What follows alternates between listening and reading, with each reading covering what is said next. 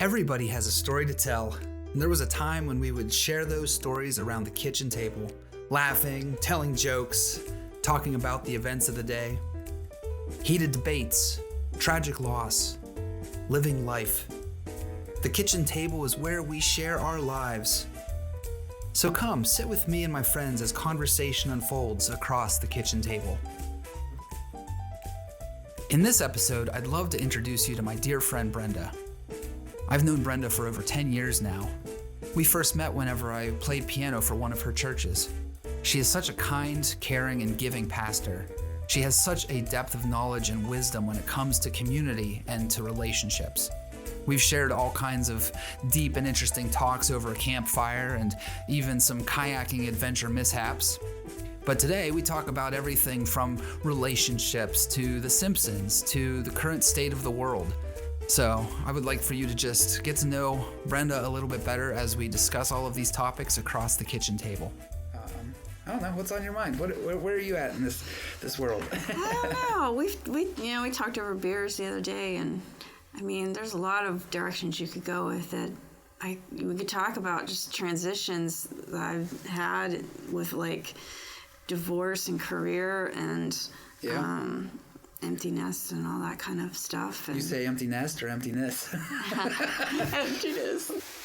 Yeah, I mean, I can talk about spirituality, but my talk will be a lot different than the other couple pastors because I'm in a very different place with it. Yeah. So I don't mind talking about it, but I think that's a cool thing though too, because with both Trent and Dawn, we were talking about like the church and Christianity at large, but it's like there's the traditional religious thing, and then there's having an experience with this greater being, Yeah. And everyone has different experiences, so I don't think there's any right way or wrong way. Yeah, what's going on with you? Oh, this isn't about me. I'm not the guest. I did tell a story to Dawn. He probed it out of me because we were actually talking about suicide and mental health and things, and that's something else too. I think is a big thing with this podcast. I said that I had. So this will be the second time listeners will hear a story about I had 3 great uncles, I think. 3 of my dad's uncles committed suicide. Wow. And as a kid, I remember, I think I was like 5 or 6, when the first time he checked himself in. Mm-hmm. And then I remember very distinctly when I was 16, it was just before my parents got divorced. And so it would have been just before I turned 16 that he checked himself in again. And one of the things that he said, Em must not remember it, but he told me that me and Em were the only reasons he kept himself alive. Wow. And that's a pretty heavy weight to carry, especially as a younger child. Yeah. But I think that gives a good, you go through the crap that you do so that you're better equipped to help other people in a similar situation. Yeah. It really sucks when people lose hope. It really sucks when... It's a really heavy right now, people's mental health. It's just so jarring every day. It's definitely the political climate. I mean, that's what it is. Yeah. But just, making everything so uncertain. Everything. Yeah. You have no idea... What's going to happen What's going to happen, and how that's going to trickle down and affect you. It's going to affect all of us in some way. Yeah. But... Well, okay, so let's go there. So you've been a pastor all these years, and more recently you've been working with mental health in that field and stuff. So what was kind of the draw, or is there a similarity between the two for you, or where's your passion lie with that? How did you kind of get lined up in going out into the mental health world? Yeah, I think I was pastor for 17 years or something full-time, ordained pastor, and but I think my strengths, that's a bunch of jobs at once. It's not just, preaching or, administration. It's all those things. But my strength's always been with talking with people and shepherding and making connections with people. So I think I just do really land in that world of psychology. It's in my preaching a lot too, because I'm still preaching. Yeah. So that human psychology and spirituality. Yeah.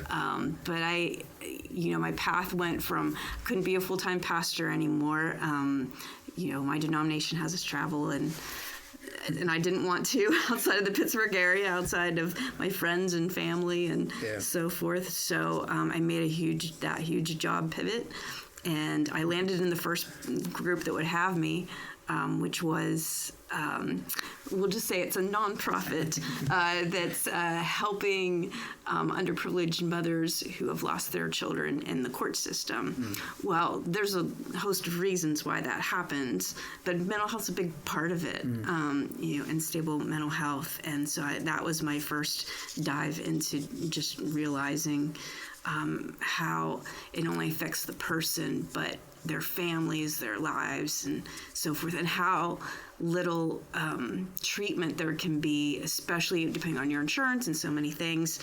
And so often I was that person. I wasn't hired to do that, but I was the ear that was listening to people. Yeah. And then from that job, I just had an opportunity to be working for the therapy practice I'm at now.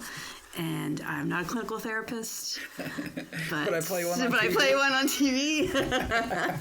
and that's been really good. Oh no! In between that, then I was working for a hospital, let's say, like a health practice system. Yeah. And that's when I was in people's houses. So that's a key part, and that's a key pivot to where I am now. Is I was in folks' houses with diagnoses of schizophrenia and extreme bipolar and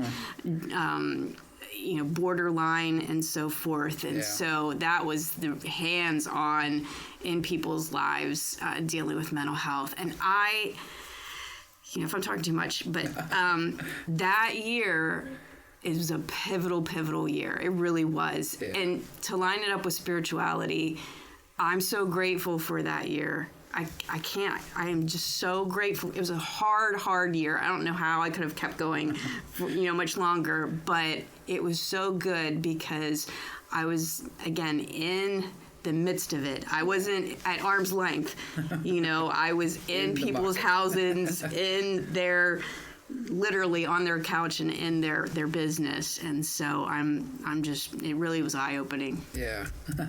You said that part of your role as a pastor is the shepherding and things, and I think that's really something you excel, so it makes total sense for that to be a part of it, outside of the church world.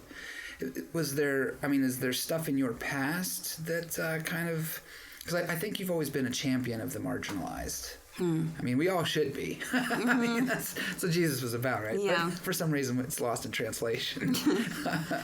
But were there certain experiences that you had earlier on or more recently or anything like that kind of, because there are people who can, okay, so let's just say for a pastor's role, you said, there can be administrative and there can be preaching and there can be, and all those components are wrapped into one. But I think, some people, like, your replacement out at Munhall, that was, he's a lot more administrative. That's probably where he excels. His people skills sometimes leave something to be. Did I ever tell you about the time that I led worship the one day, and so I was singing and playing and all that stuff, and I hadn't done that in a while, so I was kind of rusty and out of practice, and he made some sort of offhand comment about like having a voice for TV or something like that, some sort of, I was like, wow, I don't think that was a compliment. it was kind of like, you should just keep playing the piano and just don't sing. And I was like, ooh. Wow, okay. Yeah. So all of that is. What is it that they say, like, oh, you have a face for radio or something?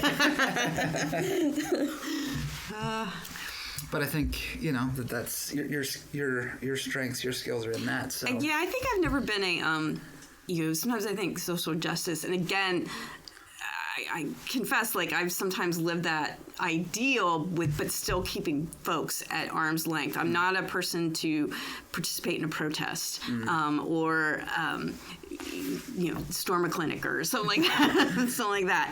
I am, but when a family member came out as transgender, and this was, this has been over 10 years ago or so.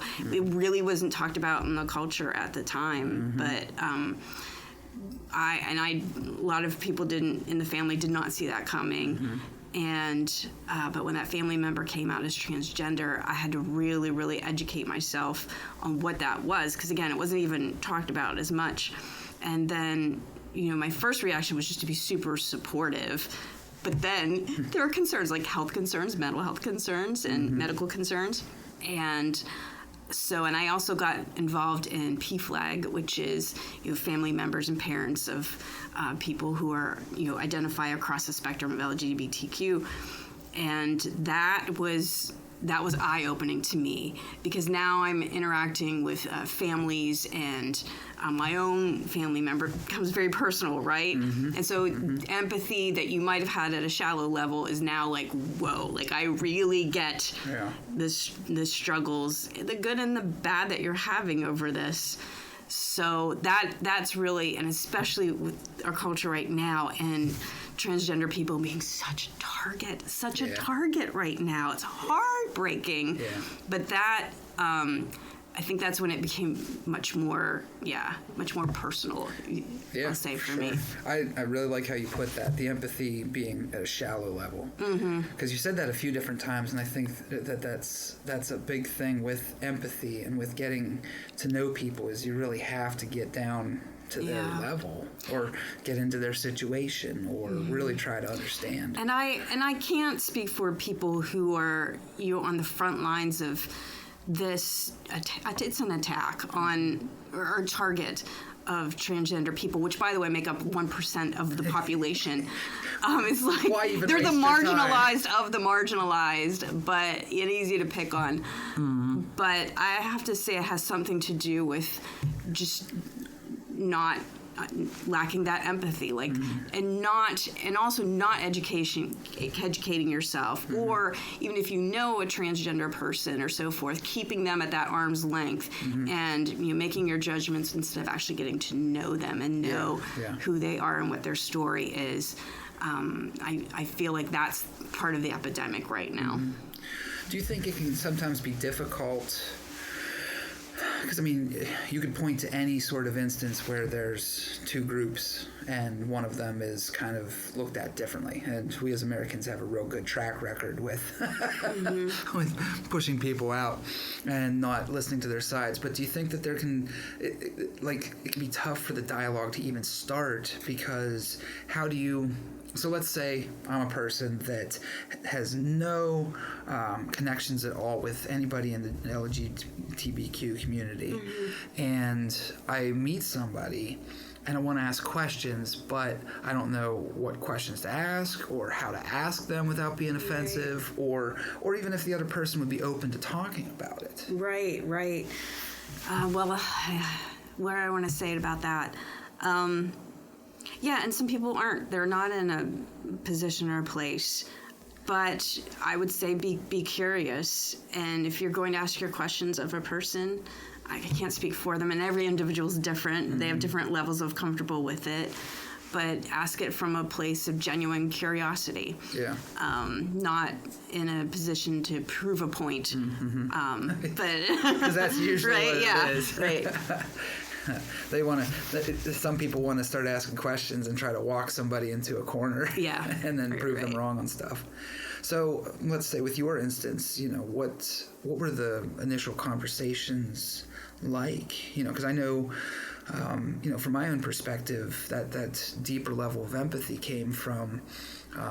My roommate in college, he came out years later, but then I also had a really good friend in college who, was kind of struggling with that. He grew up Catholic, and so, he was kind of struggling with his identity, but he had difficulty, with finding his identity and kind of reconciling it with his Catholic faith, but he would have visceral physical reactions to being with a woman.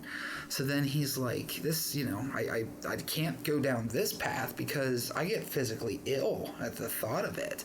And then he's like looking at this other path and saying, well, but then his family's Catholic, he goes to a Catholic school, all of these sort of things. So then there's not even necessarily resources or people to turn to even start that conversation, And then deeper level of empathy. Whenever Laura and I, went through that time period, she was so afraid to talk to me.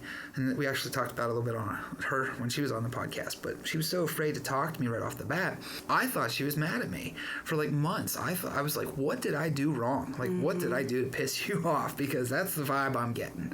And once she felt very, kind of foolish or silly or stupid or whatever about having to talk about it. But she said, there was this girl that came by the salon the other day, and I got butterflies in my stomach. And I said to her, oh, well, I thought I did something wrong. I said, okay, there's nothing wrong with that. You can't control how your body reacts. That reaction came out of something. And so we talked through that. But then there were about 3 times throughout that year that we went through that same cycle. So I think each time it got progressively easier to talk about it, because she could see I wasn't going to be judgmental about it, and I could at least be a safe place, and we could have those conversations. Right. And then as she got further along with her journey of coming out, then she had a longtime good friend and ally who I went and talked to her mom about it whenever she first met her now wife, and kind of talked her through her opinions on the matter and her relationship with Laura, and how to kind of open that door with her, because growing up in the country, there's a lot of closed-minded and angry people, and even just starting a conversation with somebody can be difficult. So I mean, like with your experience, that was a long-winded prologue. No, get to the chapter, buddy. No. But you're talking about sexuality or sexual orientation with Laura, kind of coming to the realization and then finally having to share with you about being bisexual. And then, with my family members' situation, it's a gender issue. But I think they're related in that we have a culture that puts a lot of shame around those things, and especially in the church. And Swing for the fences. And you both have a church background, and so does my family and myself. I'm a pastor, but those cultures create shame around these topics, and then it becomes internalized by those who, again, identify across those gender and sexuality lines. And in fact, I put it on my phone because I wanted to actually bring this book up. This book is called Beyond Shame. It's by Matthias Roberts. Okay. It's called Creating a Healthy Sex Life on Your Own Terms. Okay. And so it's a lot about, again, how we've created an unhealthy sexuality and all the shame that comes out of religion. But I think it applies to other issues, like just anything being outside the box. This book is, definitely focused on sexuality, but it's. I think you can say, religion has really hurt us in some ways. Anybody who's not considered normative, how about that? Whatever normative means. Yeah. Well, and even it bleeds into the culture as well, because even if someone's not religious, I mean, our Western culture is heavily Judeo-Christian influenced. So it's definitely things that can be affected by it. But I think of this family member, and they said they were going to wait till some of the folks in their family died, grandparents and so forth died before. They thought, if I just wait till that happens, then I'll come out. Can you imagine? Because they felt that bad about it. That's terrible. And I think to kind of go back and clarify, I didn't necessarily mean that the sexuality and gender things are the same, but I think that they are similar, and I like that you said that about this book too. And this should be a good time to remind myself. I will do this with the other podcast, but I never talked about this, but I got to let the listeners know that I'm going to put links to any sort of source material that we talk about, because I think that sharing resources can be a good thing. But I think that these issues can boil back to identity. Your sexual orientation is part of your identity. Your gender is part of your identity. And if this book's reaching out to everybody else, and I really think when I talk to people that have, I was about to say have committed suicide. I don't mean to make a joke in the middle of a serious topic, but that was going to be a Freudian slip. Is that whenever I talk to people about suicide, people who've either attempted or have thought about it and things, I know for myself and my feelings is self-worthlessness. And I don't know, there are people who say like, oh, everything's so bad and there's no hope in this life, things, it's circumstantial. I get that, but I don't think, and I could be wrong, but I don't think that usually leads to suicidal thoughts. I think it goes back to a very core self-worthlessness. Because, stuff can be shitty around you, but if you still feel some sort of worth, then you'll just go through the shitty times. And it might be really tough, and you may want out of it in some way. Well, then go be a bank robber. I don't know. But if you feel like you yourself mean nothing to this world, then why wouldn't you just want to leave it? All these things are a lack of community, a lack of feeling connected to anyone else. If you get to that point, or for those of us who maybe aren't considering suicide but have just had very low depressing times, usually it comes back to a feeling like nobody understands us, or we lack connection, or really lacking connection, just really feeling isolated and lonely. And maybe, maybe it's, if the faith community is a part of it, feeling isolated and like nobody understands me, or I won't be accepted in that faith community, or it could be a work situation. I won't be accepted in that work situation, or family, or what have you. That's why I hope I could go a whole new topic about communion and being in community with other people. Well, so, and I think this is something that's nice that's happening through, there are bad things that happen through social media for sure, but there are good things. There are good things with the internet and being interconnected and stuff. So hopefully some of these podcasts hit somebody's ear that they can feel like a part of community, and they can hear somebody's story and feel in some way not alone. So if someone is listening to this right now that is struggling with identity, and you said about community, and you said about this book, check this out, definitely have to check this book out. But what, were there certain steps, or were there certain things that you and your family did as far as this family member that really helped them to get into themselves and to feel okay with that, to be able to own who they are? Is there anything specific you can think of? There's probably bigger things, but the first thing that comes to my mind is that the grandparents had pictures in their home, and they of this person, and they changed them out. They changed them out for once this person was transitioning, they changed them out to reflect the new person, and that was a big deal. It meant a lot. It meant a lot to them. Yeah, that's great. Any other? I think just being present for that person and asking them about the regular normal things that are going on in their lives, not treating them so not honing in on very because you're more than that. It is your identity, but your identity is so many other things too. Well, I like that you said that too, because that's something that, going back to that conversation I had with Laura's mom, that's what I told her. I said that, okay, there's this one aspect about your daughter that's different. I said, all the rest of it's still the same. She still has the same favorite foods, still the same favorite color. Right. All of these things, still joking. There's all of that sort of stuff that is everything that she is. So there's this one thing. And so what are you going to do? Hone in on that one thing and say, oh, I don't even know you? It's like, really? Well, not to leave us out of the conversation, too. I've gone through, our vocations are a big part of our identity. And I've had multiple job, transitions, like we were talking about, from being a full-time pastor into more the mental health field. Well, that was actually like a 5-year process. It's a big change, and there were a lot of doubts and feelings along the way and fear because, and can I do this? Can I make a pivot? And who am I? Who am I if I'm not doing this full time, you know? Yeah. But the truth is, we're more than our jobs, too. Yeah. We're more than all those things. But, yeah. You're no longer Pastor Brenda. Right. You're just Brenda. Yeah. Mm-hmm. You take off the cape and cowl and hang it on the wall. I'm no longer Batman. Mm-hmm. Any lighthearted subjects? We should go to the funny story. Oh, yeah, the funny stuff.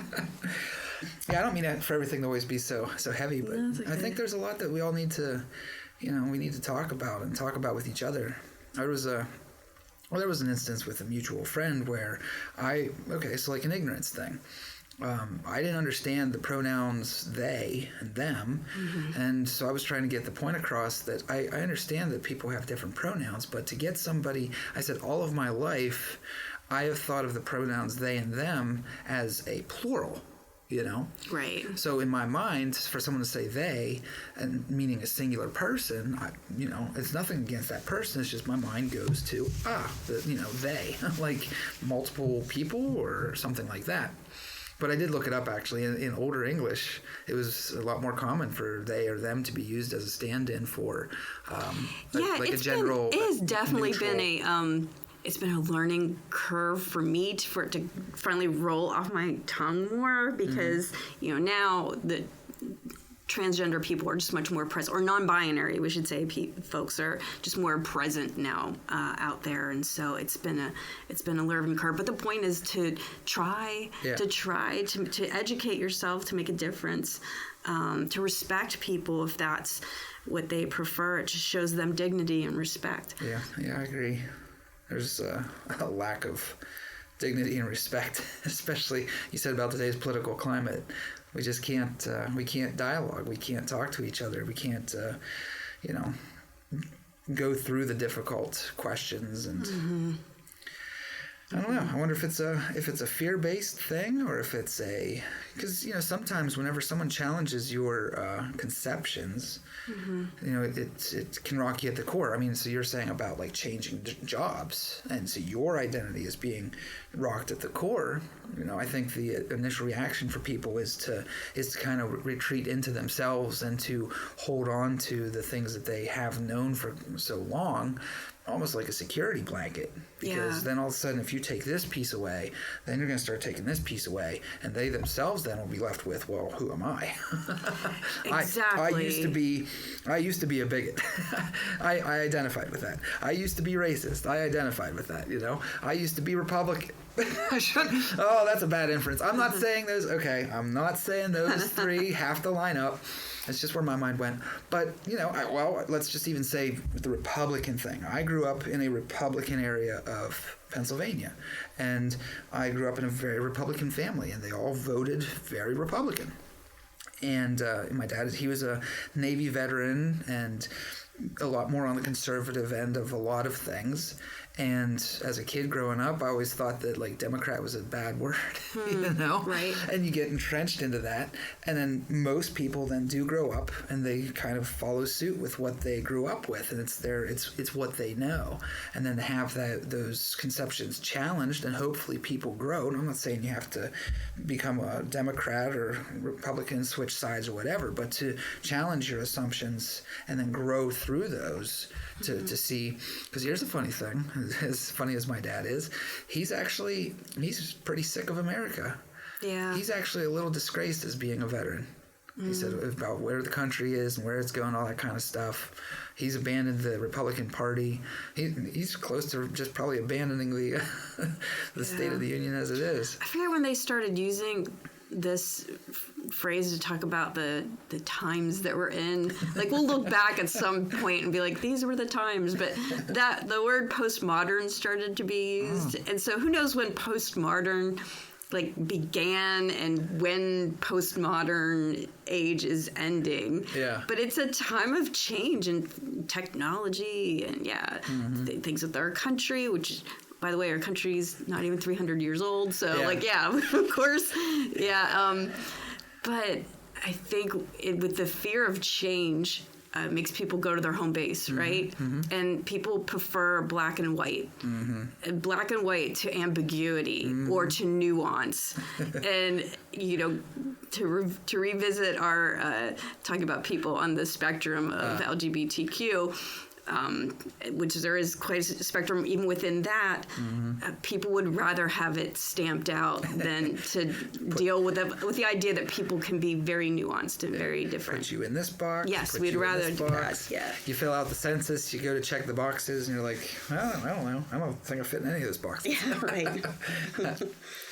So I don't know if I told you, this will be way past this point whenever it airs, but I did an audition for a local theater company. I didn't end up getting anything, but that's okay. I had fun working on the monologue. But you, you're also an actor. I know. A flair for the dramatic. I have thought. I just don't know if my memory is as good as it used to be. That's what I was thinking too. I don't know if I could memorize something. That would be my fear of returning to the stage. That's exactly what I thought. I worked on this monologue, and then I went for the audition, and I thought, oh shit, what if I actually get something? Then I'm going to have to like memorize the script. I don't know if I can hold that in my brain. I have that actor's nightmare. I mean, I haven't done like a full play since I don't know when. And I still have that recurring nightmare that I'm about to go on stage. I can't find my script. I don't remember the first line. Or I don't have my costume. I can't find it. Something crazy. I get in my car to go look for it. It's just, I don't know. Anxiety. It's this anxiety still there. Yeah. Now, I don't know about you, so I wanted to take the audition just to kind of get back into it. Yeah. I wasn't expecting to get anything, but I really enjoy acting and theater and movies and all of that process. Again, I think it's the storytelling. But I just know that doing that audition and doing the monologue, and then we did some cold reads with scripts off of other people. That was just so exhilarating, you know? Yeah, I'm so proud of you for doing that. I really am. I think that's really impressive. I think when I've thought about going back to do something like that again, even if it was behind the scenes, I think it's a great community. I love theater community theaters, a lot of fun. And it gets you outside of your, like we get in our bubbles, right? Mm-hmm. Like I'm in my church bubble and my work bubble, and I have my certain friends I see, but that takes you into a whole new world. New world, yeah. So I love it. Keep trying. You should do it. I'll keep trying. So did you, in your acting experience and stuff, did you feel that kind of exhilaration? I know you said you always had the recurring dream of the anxiety of stuff going awry. When I was doing theater before, I loved, it came easily then too, is what I can't get over. I never even thought twice about, learning lines or marks on the stage, but something about live theater is a real thrill. That's a thrill. And and feeling connected to the process of it. Yeah, the process of creating it or creating a character. Yes. Even if it's a silly play, it's still fun. Yes. Very good. And it's physical. It's very physical, and it's all body, and it's putting yourself out there. It's an exhibitionist. It really is. There are different types of performing, right? Yeah. But that's I'm glad you said that about the character building, because that was what I found fun about we've been working on the monologue. So you're working on something by yourself, and you're thinking about delivery, and you're thinking about your own kind of blocking and pacing and body movement and what kind of impact those body movements will have. Because I think there is a big difference between theater and film acting, Mm-hmm. But then whenever we did the cold reads, and then you're trying to wrap your mind around, okay, I don't know this play. The director's telling you kind of the scene and setting it up, and giving you just a little bit about your character. So you're just trying to think, okay, I have 10 seconds to read through this and then perform it. And I know most cold reads is kind of just a standing there thing, but I was like, I'm going to try to move around, try to act it out as best as possible. Yeah. I love the whole thing. I also, I don't know if you remember this, but I was a long time ago, we're talking 30 years ago, I was on a TV show. Is this on a TV show called, his place was Christian television, it was local Christian television. And, oh my gosh, that's a whole nother story. But this Christian TV show was set in a diner, And Okay. it was partly like we would have guests come in and it would be like a talk show. Yeah. But they would they would kind of pretend, but they would sit in like the diner booths. Oh, okay. And then I was a waitress. And then, so the waiters and the staff people, I'm doing quotes, you can't see it, but I'm doing staff. We had like a soap opera going, but like Christian soap opera kind of going. And so the cameras, there were 3 cameras, and they would cut between the scenes with the, the talk show happening in the booth, and then the soap opera that was going on. And that was done live. Oh. That was done one live show and one taped show. And it was a 5-day-a-week thing. Yeah. So 3 days we were taping. And that was exhilarating too. Yeah. Because you literally had to watch the producer like waving their arms in the background, like trying to point you where you needed to be for the camera to line up. And then the script was a loose script. It was scripted, but not line by line because it needed to look natural. Yeah. So it was a lot of improv too. Yeah. That was kind of fun. That's cool. I thought you were going to say about that abstinence video. Oh gosh, no. So Because we're still looking oh my for God, a copy of that. we're in like a deep dive of my career now. Yes. So so one of my first jobs out of college, because I went to undergrad for theater. Who does that now? Who can do that? But it was the 80s. We thought we could be, we thought we could have careers as actors. So, so I got a job with a Christian theater company. This was a touring company, and they would go into schools and do little messages. This is grant funded, by the way. And so we'd get in our van, about 6 of us in the company, and we'd be driving to New Jersey or driving over to Altoona or whatever. And then we would set up our thing in a cafeterium, like they clear the, One tables big, useful after. space. Yeah. Or maybe it was a crusty old stage, who knows. And we'd bring in all our stuff, and it was a show. We were teaching kids about abstinence. And through song, by the way. It was a musical. Oh. It was a musical with dance numbers and everything like that. And I played a teenage girl. I was younger then. I played a teenage girl who was, pregnant outside of, and of course, I'm the scare story. I was the scare story. You don't want to be a single mom. Yeah, because you're going to hell. Yeah.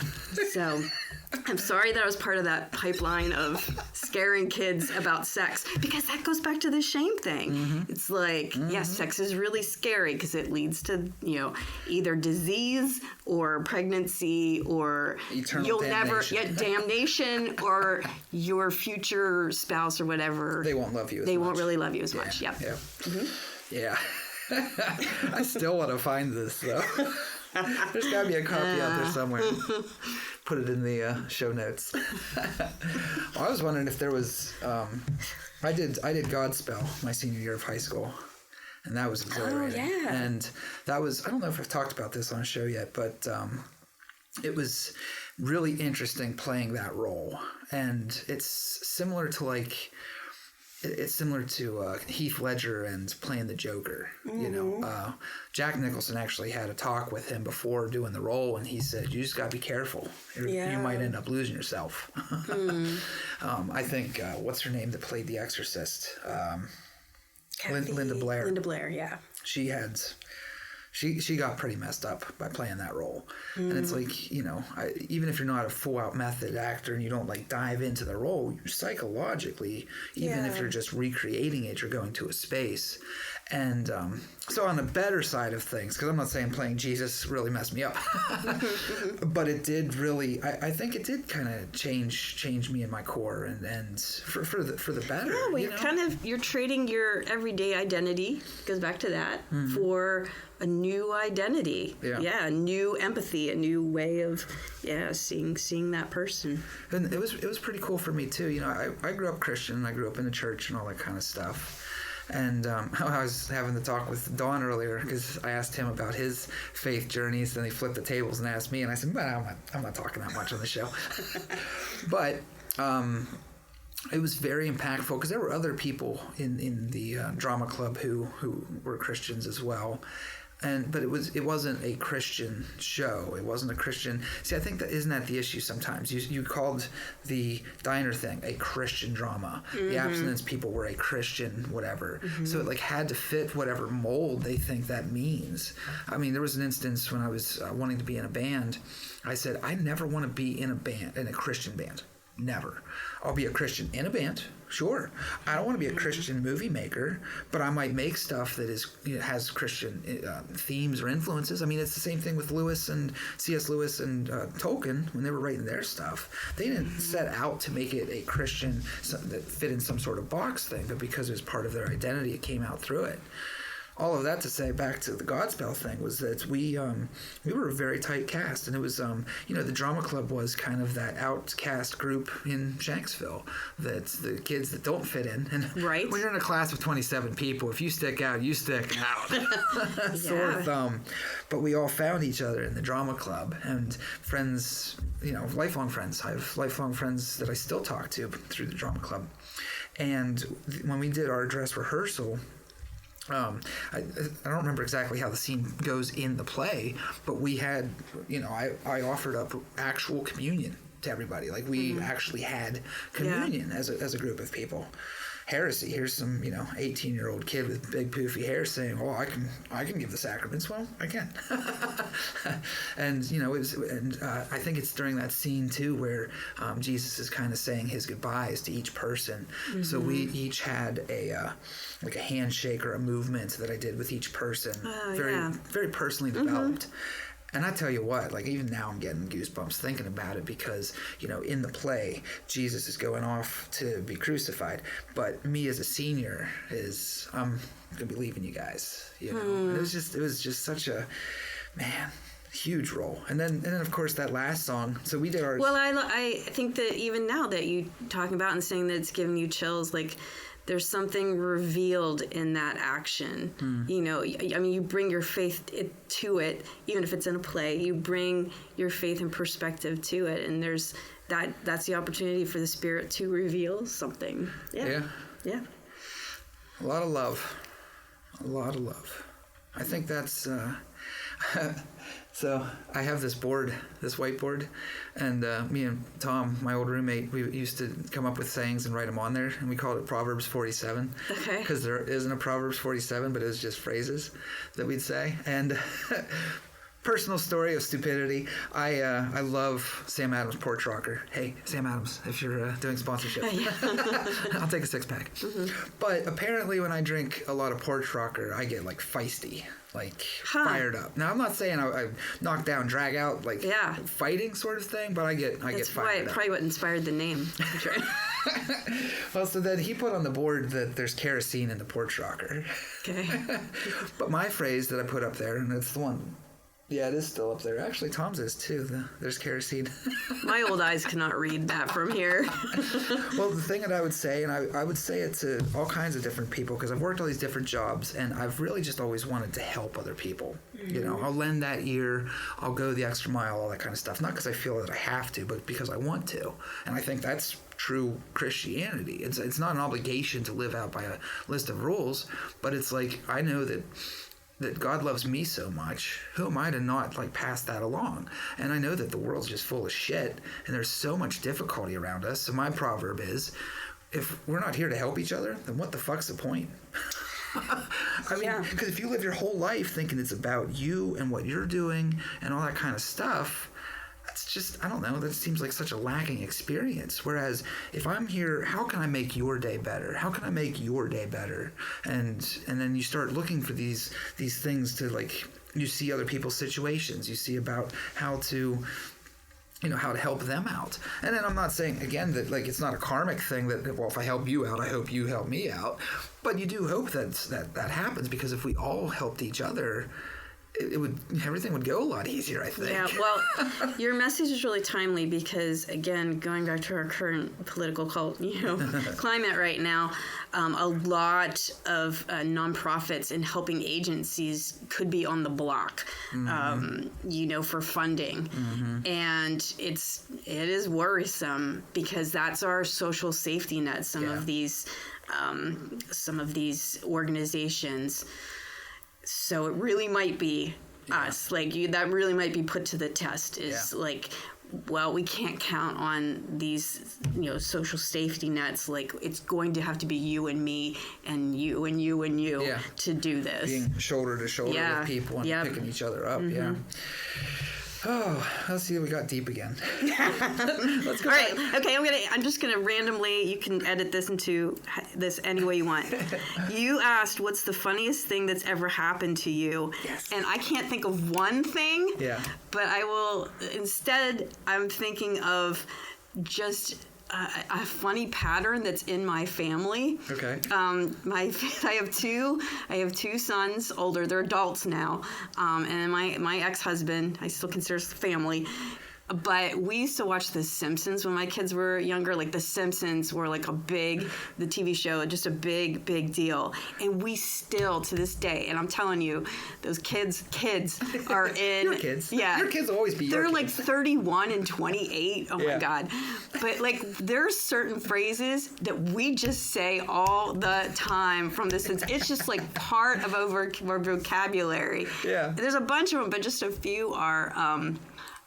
everything's coming up Millhouse. We say everything's coming up, like when something's going well, or everything's coming up Brenda. Everything's coming up, everything's coming up Millhouse. And then another Millhouse one is, well, my mom thinks I'm cool. Like that. And I can see your kids use that one a lot. So, yeah, we use that all the time, That's a great one. And then just putting ly at the end of anything to kind of make it an adverb. Like, this is so podcasty. Or, podcasty, that kind of thing. That's funny. So, yeah, enjoy that. I never really watched The Simpsons. That wasn't one that my family did, but I am definitely known to talk in quotes. Big Office fan. Yeah. So that's your funny story. Were you going to ask another one at random? Did you want to do it that way? Ooh, what's that one? Name 3 of your what? Favorite topics of conversation? Yeah, if you're at the bus stop and you just want to start talking to a random person. Do you ever have that happen? Just talking to random people. People do it to me all the time. I think it's maybe I just look like a person you're that a welcoming person. They come up to you and they start telling you about their bunions, and you're like, whoa. Yeah, you guys, too TMI. I'm just shopping for bread. Yeah. Why are you telling me about this? 3 topics of conversation. I think there's something about even there's shallow conversation. We need this in our lives. The how are you? And I'm fine, thanks. Or, we kind of, how's the weather? Yep. We kind of need this. It's like a shortcut to, it's just like a friendly something you put in the air.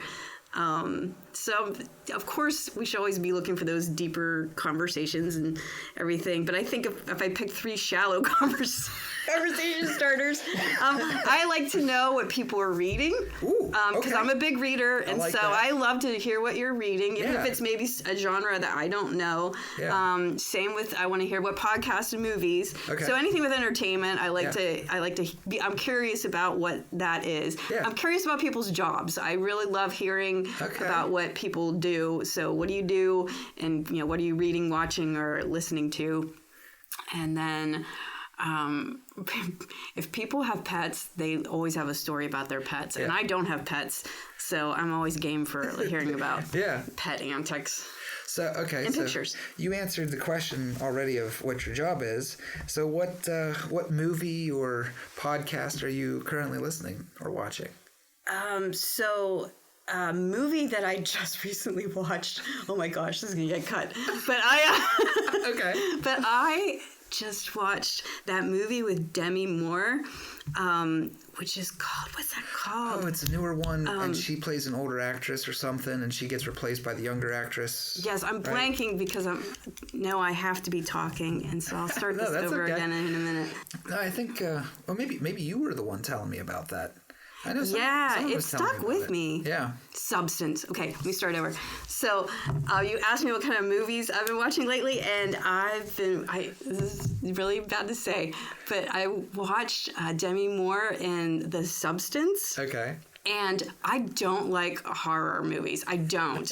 I don't like gore. I don't like guts. And if you don't like gore and guts, do not watch it because it's really extra gross. Like the things they can do now, it's like disgusting. But the premise is great. The premise is, she's this older actress, like Demi Moore. She's, and she's beautiful, and she has this in her, as part of her career move, she's doing like a fitness show, but she gets axed from the fitness show, and they decide to hire somebody younger. So at the same time that she's kind of getting fired, she gets this mysterious package in the mail, or this mysterious offer to take this substance, and she doesn't really know quite what it is, but she gets the package because she's vain, and she shoots up with it, whatever it is. And the rules are, because the rules in the world are, you can be this young version of yourself for a week, but then you have to go back and be the other version of yourself for a week. Yeah. The gross part is, the young version comes out of her own body. It's like she's two bodies now. So there's a zombie body on the floor, and then the young body walking around. And the young body goes and gets the job. Yeah. And she, I'm not to give it all away, but there's so much in there about, age. Yeah. And kind of the idea of you kind of always are living with a younger version of yourself that you're kind of in competition or struggle with. Okay. That version. The version you have in your head. I don't know if this is just a thing for women, but and so I like all those levels of it, and what's it mean to have different seasons in life, and how far are we willing to go with vanity? It's good. I recommend. I don't think it's just for women. I mean, that's why men hurt themselves, because that younger version lives back in their head, and they're like, "Oh yeah, I can lift this," and it's like, "No, you're 60. You could have done that even when you were 40." Yeah. Because I think it doesn't. It's not like there's a magical time period, but guys are like, "Oh yeah, I can do that." It's like, "Nah, you're not a young pup anymore." That's a good one. And then what was your first question? Oh, you like to know what people are reading. So what are you currently reading? Well, I'm reading the book that I mentioned earlier, the book about shame. And then I'm reading Barbara Kingsolver's, her book, Demon Copperfield. Copperfield. And that's a novel. It's not based on, but it kind of is inspired by David Copperfield, which is a Dickens story. Yeah. So it involves it's the hardships of these orphans, but it's set more in Appalachia. Oh, and it's levels of depressing. And maybe not the best winter read. That's because Appalachia is depressing. It's not the best winter read right now, because you're like, this is so sad. Man, this chapter's even sadder. But it's about resilience, I think, in the end. I think it is. Yeah, and I'm only a third of the way through, so I'm sure it hopefully gets better. It is better. I mean, if it's a 3-act play, and Act 1 starts down there, I don't know. Yeah. I don't know if it can get better. Yeah. That's cool. Yeah, I like those questions. I'll have to remember those questions. Because I know a lot of people recommend to me books or TV shows or movies, and so I have lists on my phone, and I keep them in there, and sometimes I get around to it, sometimes I don't, but it's always interesting to see what... Okay, so you already answered the question of what you do, so I'm going to ask that question in a different way. What is the most interesting, talking to people and asking these questions that you like to ask, what's the most interesting job you've heard from somebody in recent history? Oh, wow. I used to like that show, too. I think about this, it used to be called Dirty Jobs. That was Mike Rowe. And so he was always discovering these, crazy, like a rendering plant. Yeah. Or, dirty jobs, or, bridge painting, or things like that. But personally, what have I heard, the weirdest job I've heard? Yeah, or somebody even that I know. What's the weirdest job somebody I know has? Yeah.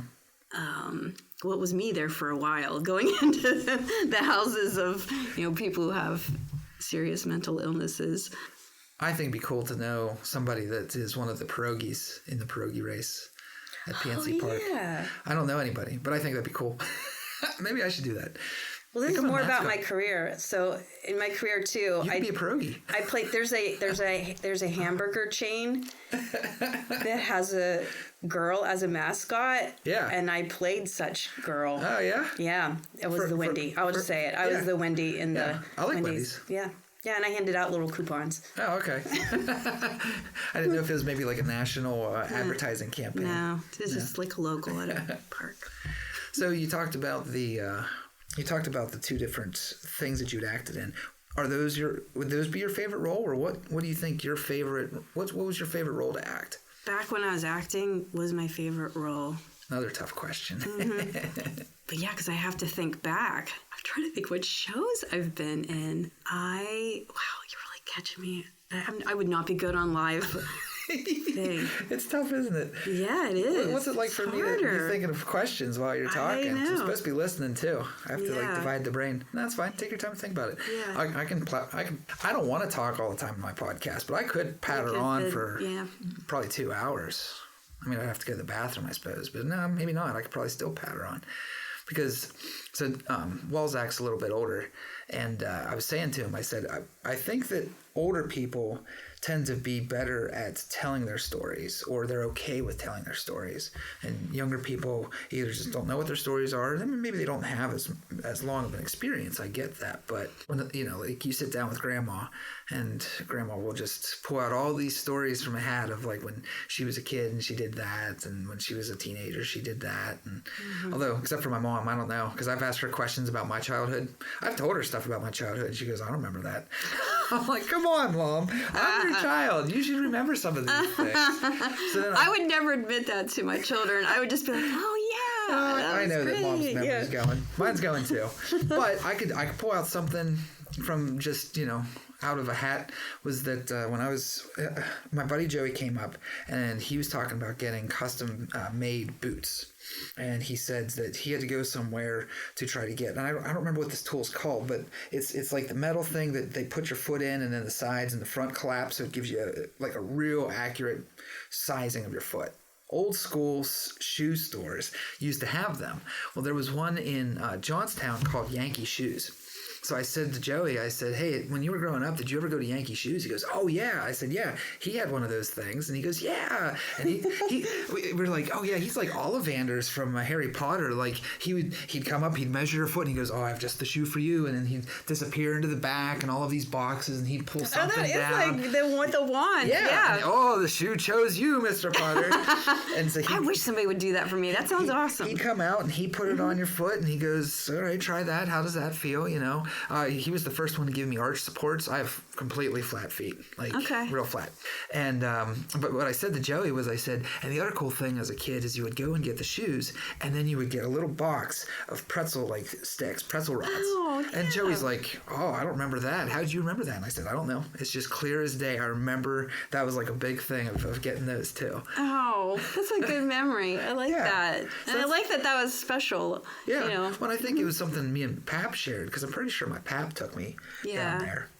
Yeah, me and Pap would go on a lot of adventures together.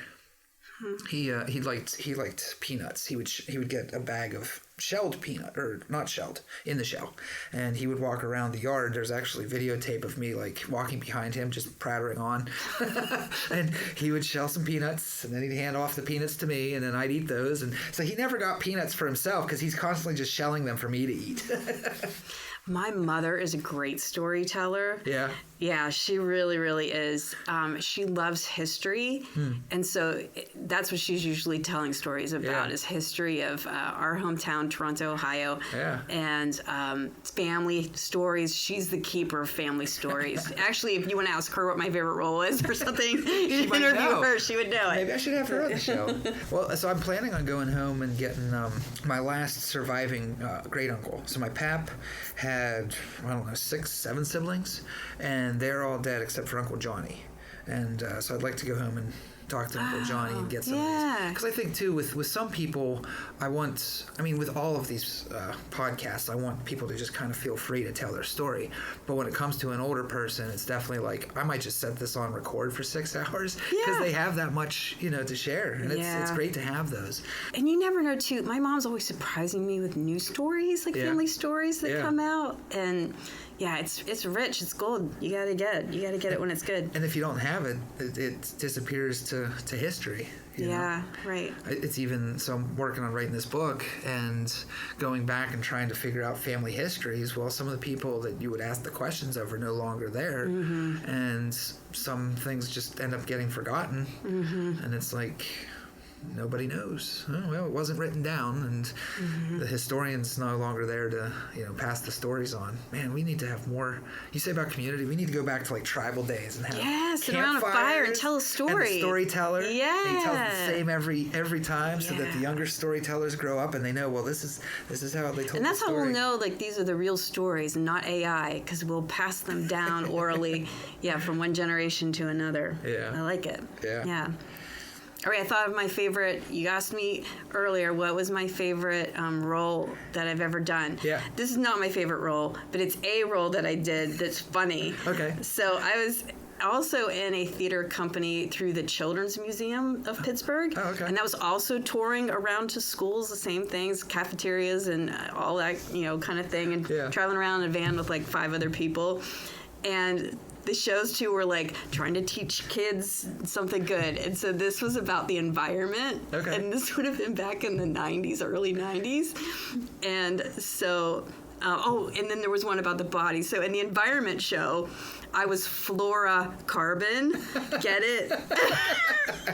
And my character had giant hair and a big can of hairspray, because the idea was like if you were spraying hairspray, it was destroying the atmosphere, right? Yeah. And so that was my role, teaching kids, about hairspray and so forth. But then I was in a show about the body, and I was the star of that show. The kidney. The gallbladder. They told you were the star, but they're like, we could just chop her out. No, I was a blood cell. Oh, okay. Yeah. What was that costume like? I was in a red sweatsuit, like a red sweatshirt and sweatpants, and then a red little hat. And, I'm like 5 foot tall, so I was like a sparky little blood cell. Yeah. So there you go. That was my big starring role. And some kid somewhere probably that might be a core memory from them. They might, yeah. They're like, wow, look at that really small blood cell. And even now, they're like, wow, it travels to the lungs. And there were different characters. I would go talk to the lungs for a while. Yeah. And then there was like a Captain Kidney, and... And there was General Brain. Yeah. Oh, I was Corporal Corpuscle was the name of my character. See, you remembered. Corporal Corpuscle. Oh, man. Yeah. I wish there were photos of that, too. If you find any of this media attached to your previous roles. Okay. Oh, because I think that's the other reason I was talking about Godspell, was that I think there is video there somewhere. So I want to find that. Oh, okay, yeah. But I also was reminded recently that I played a certain Napoleon Dynamite. Did I ever tell you that story? No. So at Duquesne, I don't know if they still do, but they were doing the Mr. Music Man competition for the music therapy department. I think it was like a fundraiser. So you could enter the competition, and there was a chance to win like a gift card or something. And I think there was a question and answer sort of thing. There might have been other components, but there was the talent component. And at that time, my hair was just the right length and just the right curl and just the right color that I looked like Napoleon Dynamite. Oh, great. Brilliant. Even to the extent that there was a time where I was parking in the Strip, and I looked out my window, and then this guy looks and goes, "Hey, he looks like Napoleon Dynamite." But I got the jeans tucked into the moon boots. I didn't have the Vote for Pedro shirt, but I got like a big shirt with a wolf on, something Napoleon-esque.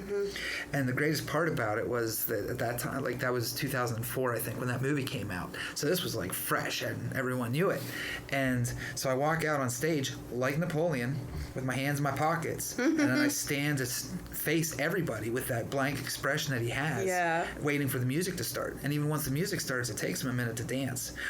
The whole theater is just cracking up laughing, and I'm standing there having to go, don't smile. Yeah. So oh my gosh, that's I did the whole dance routine. Yeah. Oh, that's so great. And I ended up being Mr. Music Man. Wow. Very brave. Very brave. It was fun. Well, here's to more adventures, more starring roles. Yeah. Well, and I can have you back on another podcast if you would like to at some point. Yeah. Like, nah, I don't have as much to say. I'll finally remember what my favorite role is. Oh, so I do want to ask that one. I want to leave it with the hope one. What's your favorite saying of hope? Because I want to leave it with a positive message. So, I know I'm a pastor, but I believe it or not, I don't have things from this Bible memorized. Some people are so good at just rattling off a quote or a scripture verse or something like that, and I am not good at that. I don't have it's that memory thing. Yeah. I think of. So I don't know if I have a saying that comes to mind or that I can just quote out here. But I'll say, I know a lot of people quote and refer to Brene Brown, but Brene Brown's research and books, especially on shame and resilience and so forth, those have been kind of game-changing readings and books too, and her TED Talk too. I know not just for myself, but for other people, but I'm definitely in that fan club of how you can leverage and use something that seems as a weakness to become a strength. Okay. The things that we want to hide and cover and that keep us isolated from other folks. Mm-hmm. Sometimes when we own it, it can benefit somebody else, and it gives us an opportunity to bloom and show our muscle. Yeah, I like that. How's that? So yeah, we'll leave it on that. Okay. Well, hey, this was fun. Thanks for stopping by today. There's always a seat at the kitchen table and another story to tell. If you have a story to tell, I'd love to hear from you. Please send me a message. And also subscribe to the channel to look for more episodes, anecdotes, and information. Talk to you next time and have a great day.